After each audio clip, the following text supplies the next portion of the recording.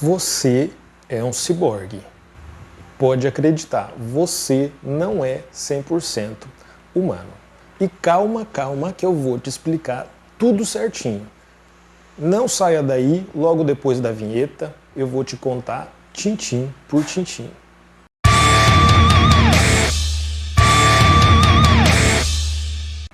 Oi, bom dia, boa tarde, boa noite. Eu sou Alessandro Manuel e esse é o Clique Inteligente. Seja muito bem-vindo. Antes de começar, já deixa o seu like, já se inscreve no canal, ativa o sininho para você não perder nadinha do que for postado aqui.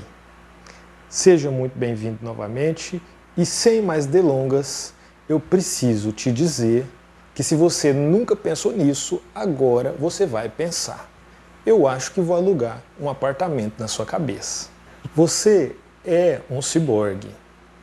Calma, vamos por partes. Primeiro, o que é um ciborgue? O ciborgue é uma figura que entrou no imaginário coletivo a partir de um mito moderno.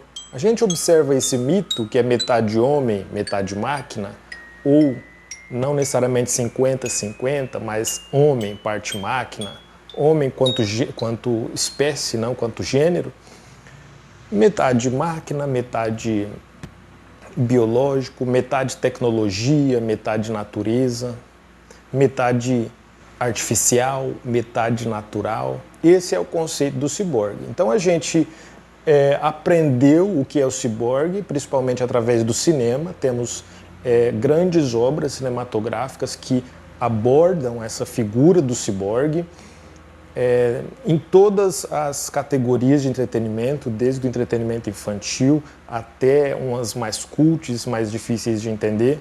Existe uma infinidade de filmes que abordam temas complexos, temas profundos e filosóficos que trabalham em torno da figura do ciborgue. Então a ficção já explorou muito bem o que é o ciborgue. Eu falo ficção porque o ciborgue ele é muito parecido com a figura do quimera. O que é um quimera? É uma mistura de espécies diferentes. A gente pega, por exemplo, a esfinge do Antigo Egito, é um exemplo de quimera. Então a gente percebe que sempre esse hibridismo esteve presente no imaginário coletivo das pessoas. E, porventura, a figura do ciborgue caiu no gosto da ficção científica. Até aí, nenhuma novidade. Mas eu estou aqui para te dizer que o ciborgue ele sai do universo da ficção científica e entra no nosso cotidiano. Ele sai do universo da imaginação, do mundo das ideias e se torna fato, se torna real. Você é um ciborgue. Os ciborgues estão entre nós. Isso parece uma loucura, mas você vai compreender. Nós somos cada vez mais dependentes da tecnologia.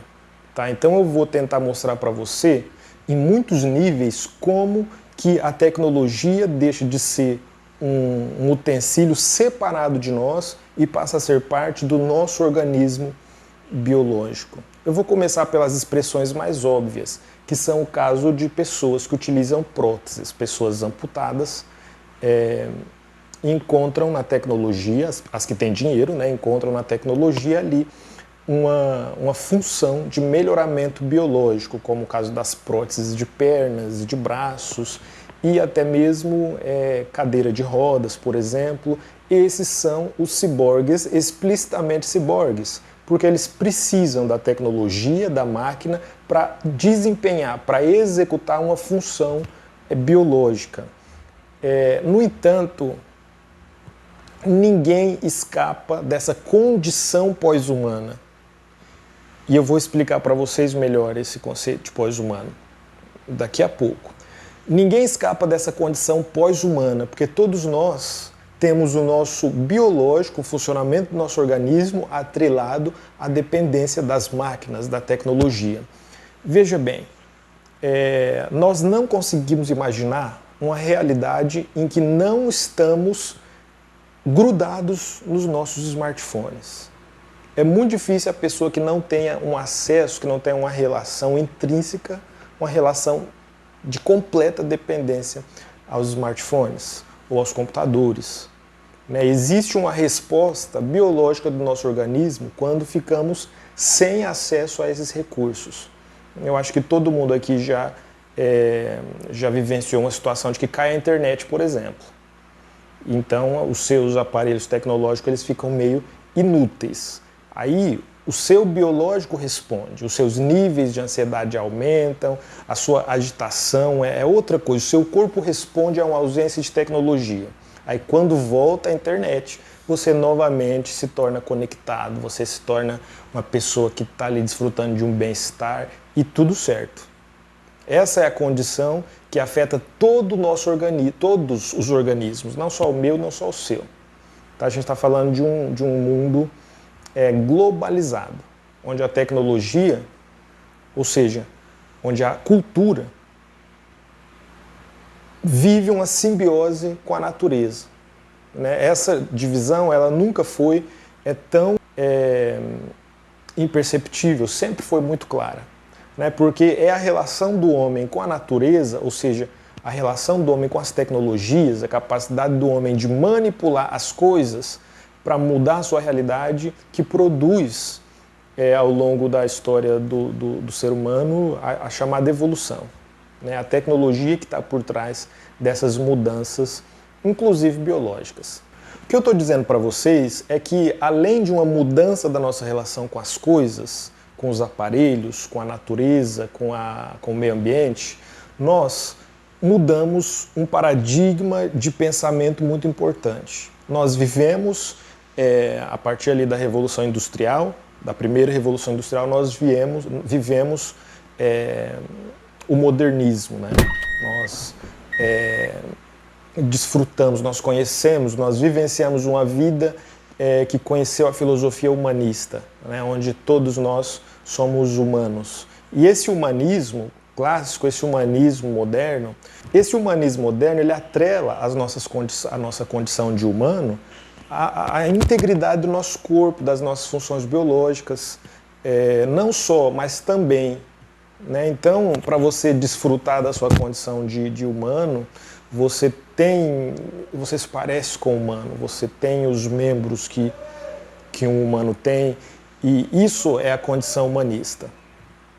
Então o humanismo tem uma valorização do ser humano, da perfeição humana, do formato belo de corpo humano e etc, etc, etc. Mas a figura do ciborgue, e não do ciborgue da ficção, mas dessa vez o ciborgue real, esse ciborgue que está entre nós, e muitas vezes é imperceptível, a figura deste ciborgue não fictício, ele exige uma outra reflexão, exige uma nova reflexão sobre esse humano, sobre esse humanismo.